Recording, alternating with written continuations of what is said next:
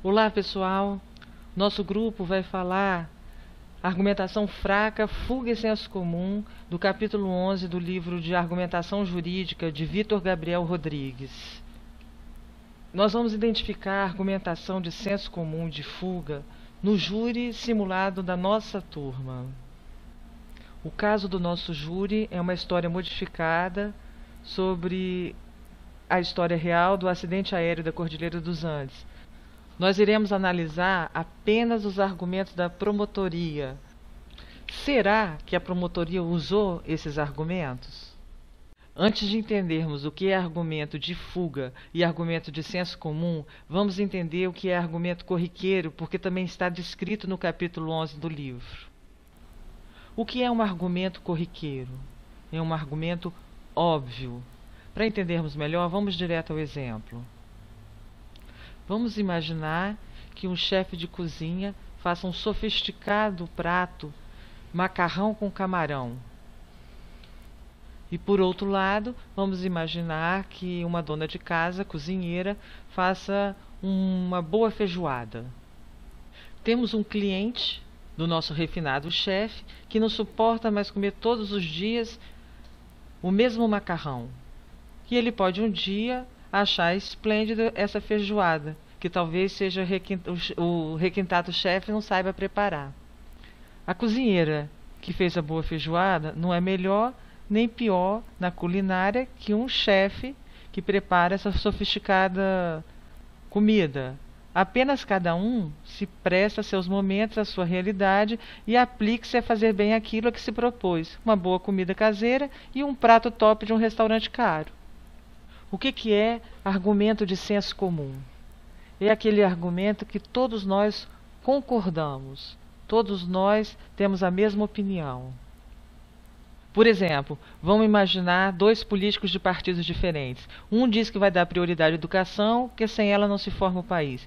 O outro diz também, só me preocuparei com as escolas, porque elas formaram a Europa como ela é hoje.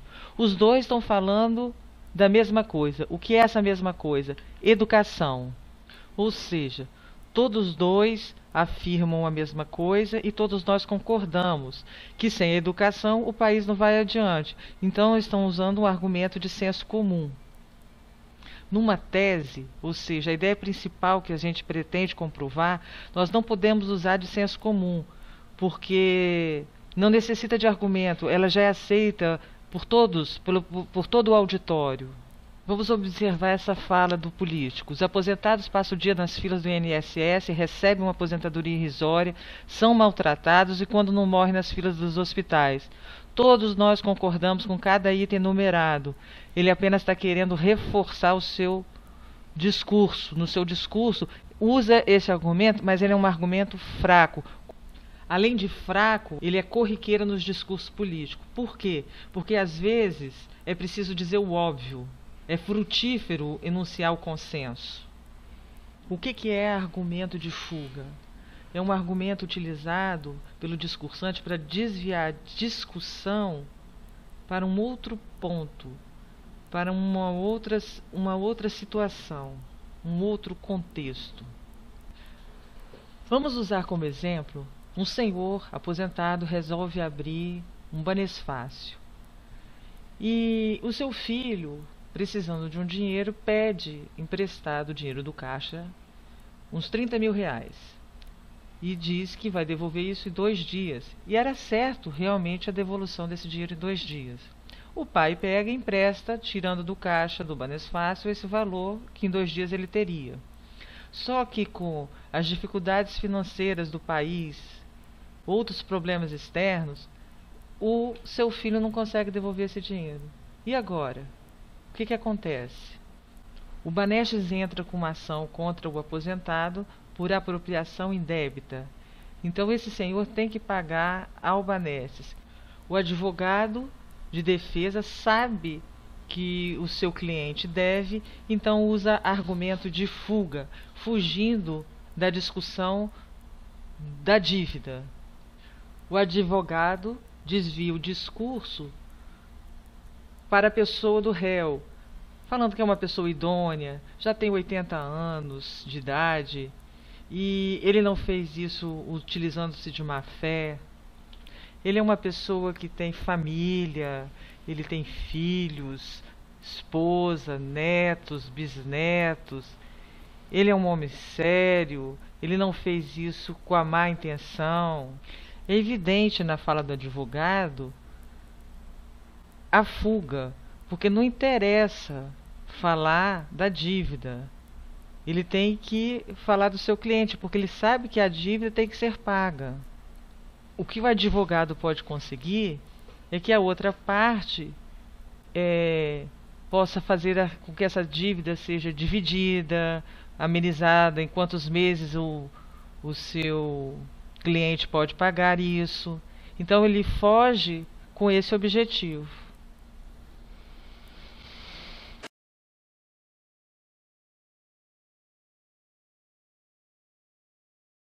Teve a avalanche e após a avalanche eles tiveram acesso ao avião, como pode ser provado. Porque eles ficaram ainda 52 dias lá e era impossível sobreviver sem continuar usando a fuselagem como abrigo, pois à noite, naquela época era primavera, chegava a menos 30 graus, ou seja, não havia possibilidade de eles continuarem vivendo lá sem o abrigo do avião, o que deu novamente o acesso à comida que estava lá dentro. Analisando a fala da promotora Ana Paula, perguntamos: eles tiveram acesso à fuselagem do avião? Sim, como você prova isso? Qual o seu argumento para provar isso? A resposta está na fala dela: é impossível sobreviver sem continuar usando a fuselagem como abrigo, porque estava a menos 30 graus. Todos nós concordamos que é impossível alguém sobreviver numa temperatura de menos 30 graus? Se concordamos, este é um argumento de senso comum. Por quê? Porque nós sabemos que é necessário um abrigo para sobreviver a essa temperatura.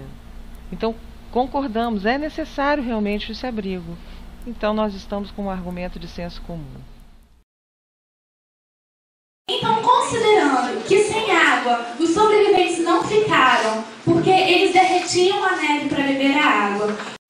Observe, quando fazemos a pergunta por quê, nós obtemos o argumento da fala da promotora Larissa. Considerando que sem água os sobreviventes não ficaram. Por quê que eles não ficaram sem água? Porque eles derretiam a neve para beber a água. Todos concordam que sem água o homem não sobrevive e que na neve o item água existe em abundância? Claro, todos nós concordamos. Então nós temos um argumento de senso comum.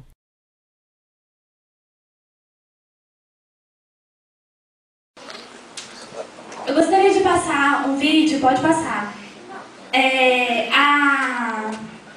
Esse vídeo é de uma menina de 6 anos que perdeu o pai. O pai foi um dos assassinados e que foi brutalmente assassinados. Perdoe.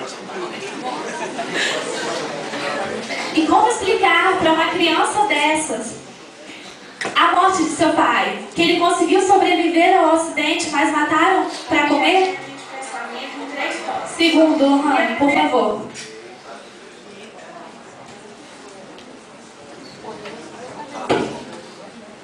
Ei, minha filha, o que você está fazendo? Se você quiser, eu posso te ensinar. O que foi, minha filha? Mamãe, pode contar hoje? A gente já não conversou sobre isso. Ah, minha filha, ele foi morar com Deus. Um dia a gente vai estar com ele. Mas ele sempre me dava beijo, ele sempre me levava pra escola, ele sempre me ajudava no dever. Ô mãe, você quer beber aqui embaixo rapidinho? Só pra mim dar um abraço.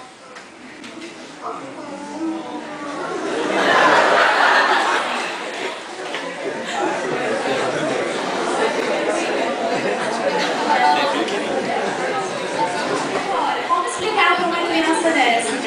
Muitas vezes nós rimos diante de um vídeo desse. Mas e se fosse o seu filho